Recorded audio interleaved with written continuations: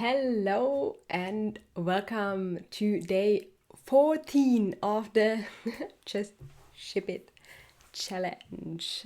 Today is somehow a weird day because 14 is there's tomorrow, but sort of in the middle of the challenge, so I'm 50% done, and I don't know why, but somehow it adds some pressure. It somehow makes me a little bit nervous. Yes, it makes me a little bit nervous, but let's talk about this. And as always, let's start with tweeting about the challenge, letting my Twitter sphere know that I'm online. And let's see. I'm gonna show you my wonderful process of tweeting. I'm not clicking it, I'm resisting the urge. So profile and then something like this. So day 14. Day 14. Almost 50% past. Almost 50% of the month is over. I'm getting nervous.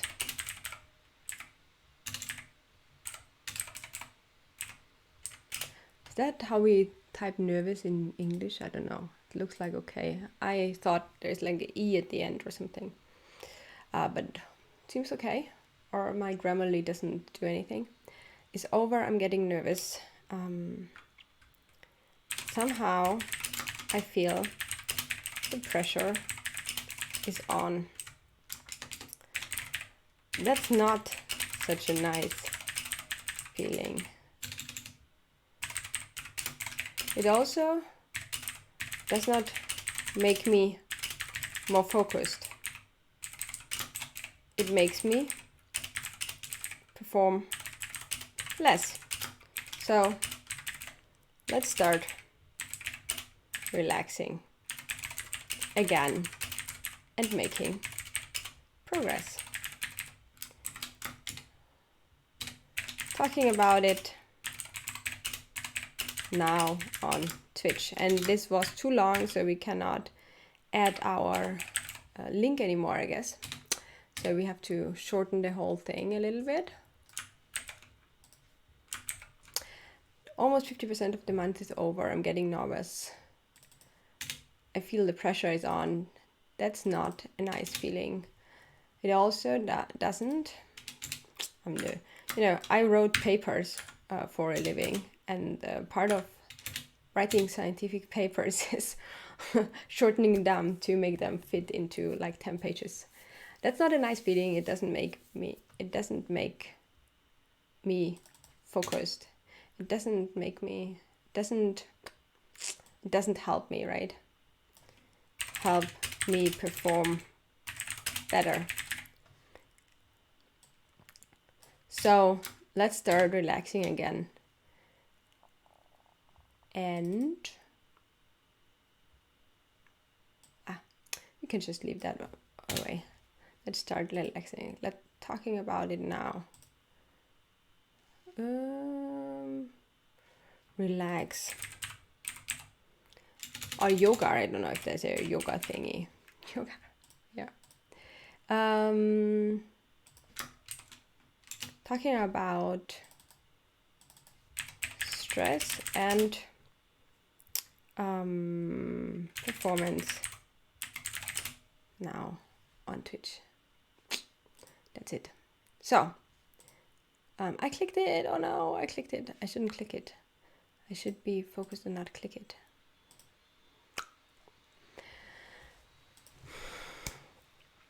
Well, yeah, so I want to talk a little bit about stress and the effects that it has on different people. And some people are performing better and get very focused. And I think a little bit of stress really is beneficial, but for myself, personally, stress isn't really making me perform. It makes me perform faster probably, but more error prone, right? So I try to do things and maybe getting a little bit sloppy. And so I really try whenever I feel like I'm very stressed. I also had that with a lot of paper deadlines, right? So if you're doing some research, there are always paper deadlines. And I think on one hand it's good because it gives you some boundaries in which you are doing your work, right? Otherwise it gets these endless, like work takes all the time there is somehow, especially if you have big dreams and very ambitious person. And so having some boundaries set around that I think is really good, because it tells you, well, end of October I want to ship something, right? It will not be the best tool and it will not be that tool, but I have to design some boundaries around what I'm gonna ship, what I'm gonna develop. And so I cannot fret the whole day over one thing and make it bigger and bigger and bigger and better and better and better, right? So I have to really set some limits on what you want to do. And so that, I think the same thing happens in papers, right? So if you're doing some research study, I can tell you from experience that there's always something more you can do. Like there's more data, there's more rigor that you can put into your research, into your investigation, and so it's nice to have, you know, a paper deadline, and you know, actually we have to work towards that. I mean, it must be realistic. If it's unrealistic, it's not very helpful, right? But if it's a realistic time frame, let's say half a year, something like that, right? It's a good time frame for a research study. And you see that, you know, you're getting there. There's no unexpected turns in your investigation. Then I think having a time frame where you say, well, now we have to write the paper, write down our thing and wrap the whole thing up is really beneficial, and it's definitely good.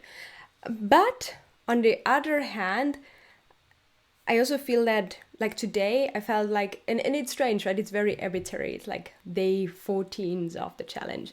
But somehow I had like this, my own goal of I'm implementing 15 days, half of the challenge, and then I will focus a little bit different. I will iterate over the things. And so the main implementation should be there.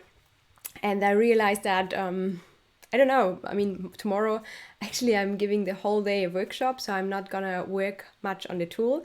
And today, I'm not completely meeting my goal, but I'm close. And so because of that, I think I felt a little bit nervous. And with this nervousness, there comes a little bit sloppiness. So you're starting to try to make things faster than they are. And actually, there was one, I forgot who said it, but there's like this saying that if you want to do something fast, do it very slowly. And I try really to remember that. And I did that also with my PhD studies, with the investigations that I did. When it was close to the paper deadline, I tried to do the things slower, right? Or when I felt like I'm getting really in this rat race and I have to be faster and I have to finish it, make a step back and really, you know, get some tea or try to breathe and because you're making less mistakes and you can think more clearly. And so I definitely had the whole day that I'm a little bit like rushed. I felt a little bit rushed. I felt like, oh, I'm not meeting my goal that I have set for myself. And well, that's it, right? I mean, it's not the final goal. So I think it's still in the boundaries of I can definitely do what I'm setting out to do. And so I think this feeling is really just in my head and I have to get rid of it. Maybe tell you a little bit of my progress today. So I have these three views, and one view, the participation view, is actually quite finished. I didn't do any CSS or something for styling, so it's really the raw thing, and it looks like if you're printing an H1 tag, that's the tag that I'm using. So there is no, I actually thought like, oh, it would be so nice to add some more CSS there and make it a little bit nicer, but I'm not gonna do that exactly because I shouldn't do it right now. And then I worked also on the time and the size, but there I'm not completely finished. I don't think I'm really far from it. There are a few things, the data, so I'm producing now the JSON files, but I have to really think about what graphic and what information I want to put in there. And so I'm estimating that it will take me another day actually to do that. And so that would be tomorrow, but tomorrow I'm having the whole day workshop, so I'm not gonna do that. So I probably will be one day later. And then I'm expecting actually that these 3 views, there will be a very, very early version of that. And I hope that I can send that to the one person that's gonna look at it, my early adopter, and get some feedback on it, how useful it is. And well, there's a lot of potential to iterate over and to make the metrics more useful, and even make have better data there, more interesting experiments, right? So you can do so much, and I have so many interesting ideas what I can do with the data. Yeah, so this is more or less it. I think I made good progress. Yeah, sort of. This is what I did today. And yeah, tomorrow I'm probably gonna stream. I don't think I have much to tell you because I said I'm gonna work the whole day tomorrow on something else. But I'm still streaming. I also thought a little bit about the stream and how I feel about streaming every day. For now, I'm actually feeling good. I don't think that I will keep it on after the challenge. So this is I'm doing it for the challenge. I really like it because I somehow came into a rhythm with the streaming, which was very hard for me to do otherwise. But I also see like all my evenings are somehow consumed by the streaming. And so I want to make a little bit more room for family time, which I think is very important. So there should not be only work. And yeah, so I don't think that I will keep the streaming up, that I'm streaming every day, but maybe I can keep a once a week schedule. And I'm not sure if I will tell you a little bit more about my tool. I don't even know if I should set something very specific, like, hi Rich, nice that you're here. Yeah, or what I did before when I was streaming, I was just streaming random things. Like sometimes I was streaming doing the podcast, like I was yesterday. Sometimes I was streaming when I was improving my website. Sometimes I was streaming when I was writing something. And on one hand, I liked it, but on the other hand, it also felt like every time I had to think about what do I do, right? And so maybe I'm keeping a theme is actually quite nice. So maybe it's just telling you about my entrepreneurial journey and the code review things or something like that, and the tooling. Have you heard of the plural site flow? No, I haven't. Rob does software. I haven't. What's the plural site flow? I just know Pluralsight from the learning platform. I actually used it quite a bit. Pluralsight flow. But yeah, so I have to think a little bit about my role of streaming and how I'm gonna keep it on, or in which way I'm gonna keep it on after this challenge. I actually really enjoy it. But as I said, I think it takes too much of my personal side. It's a tool around Git metrics. Oh, I should have a look at that. Pluralsight flow. No, I haven't heard that. That's a very good input. I'm aware of Git Prime and then SonarCube, for example. So those are the metrics tool that I know. And there is another one that's an open source tool. I forgot the name. It does a lot of visualizations also. It doesn't do visualizations actually. Visualizations are a separate thing, but it does all the analysis of Git. Pluralsight flow. I'm gonna look at that.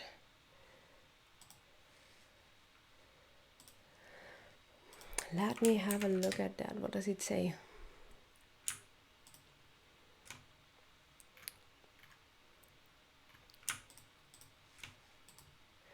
Pluralsight work better together with deep insights into engineering workflow. Oh, that sounds really cool. accelerate velocity, release product faster with visibility into your engineering workflow. Flow aggregates historical Git data to easily understand insights and reports to help make engineering teams more successful. Wow, yeah, that's very on spot. Cool, thank you very much. I've never heard of that before. There was like there was one thing. I'm looking to potentially use one of those tools to help measure developer productivity. Yeah, cool. I would love to learn more about how you do that and how happy you are with it, and what kind of metrics you're using for it. I think it's a very delicate topic, a topic that I'm super interested in, that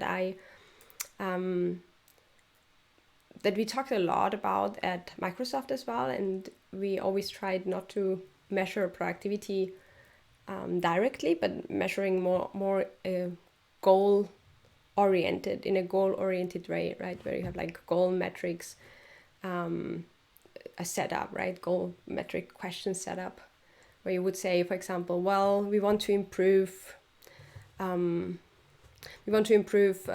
review workflow for this or that, right, like make it faster, or have less risky things reviewed faster, or something like that, right?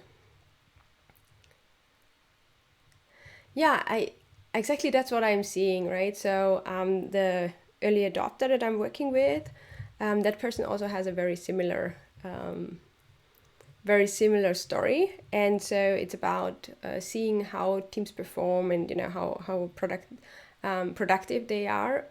But what I'm trying to do is stay away from the individual metrics. So it would be really interesting to see how much individual metrics they are actually showing, because this can have so many negative side effects, right? So on your whole engineering process, right? If you're somehow, let's say the worst example would be you have like, let's stay with the idea of code reviews, right? Like you have a stack rank somehow and tell, well, this is the fastest person reviewing or the slowest person reviewing or something like that, right? And you're somehow printing those metrics, or it could be also quality, whatever you're doing, right? Like if you're having like a list of people and you're ranking them, or you are also, it's just about incentives, right? So if you're incentivize something about these metrics, it can be very, very dangerous. So yeah, it would be interesting. Yeah, very cool. So is this the tool that you are using, or are you using something else?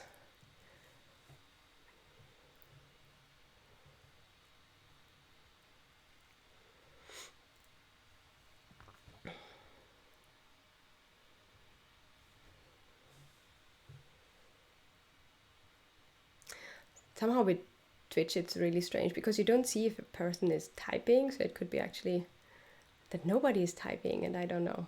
Not using any tool at the moment. Okay. Yeah, very cool. I mean, if you want to discuss this, like not only via text tool, but just like a Zoom call or whatever, I would love to discuss it with you. I can tell you a little bit what we did at Microsoft and some of the challenges that you can face. I don't have like a comprehensive list of tools, as you have seen, so I cannot tell you much about this side, but I can tell you a lot about data and the data that you actually have available, and how you could analyze it, and some of the problems and the benefits of doing it. So yeah, if you want to reach out. I don't know if there's like I can send you my email here. I don't know if there's like an email on Twitch. I don't think you can send me a message. Maybe you can send me. I'm really new to Twitch, so but I'm gonna send you just my email, and so for the rest of the people as well.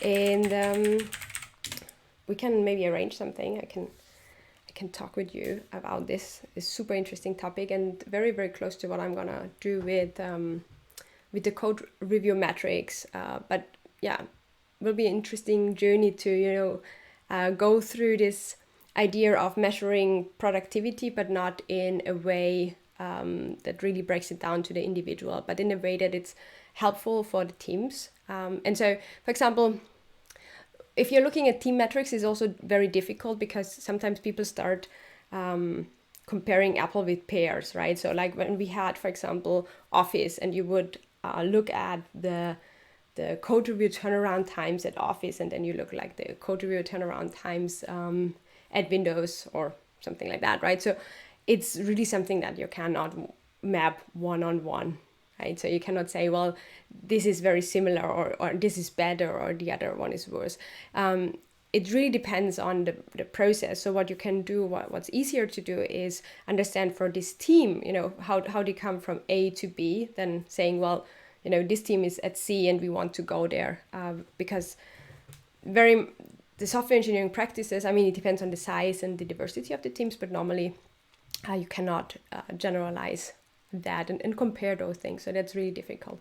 And so one interesting thing is that I have with this early adopter is that we have from management, again, a very similar request. So they want to compare different teams, right? So they want to understand what are they doing, and is one team better than the other team? And so somehow you're transferring or changing this idea of having the individual there. Now you have the team and you're comparing teams. And as I said, the processes might be really different, the data might be really different. So it's very, very challenging to actually, take two very different teams and just have metrics and tell you what's going on there. But definitely metrics can tell you something about the process, right? So it's a slippery slope, and very interesting thing. Well, I think I talked enough for today. I have to prepare a little bit for tomorrow, and so I'm gonna stream tomorrow, but don't expect too much progress. And yeah, I hope to see you soon again. And thank you very much for this tool. I'm gonna have a close look to it. Yeah, also send me an email. Feel free to send me an email. Happy to connect, and maybe we can have a nice chat. So thank you and have a good day. Bye bye.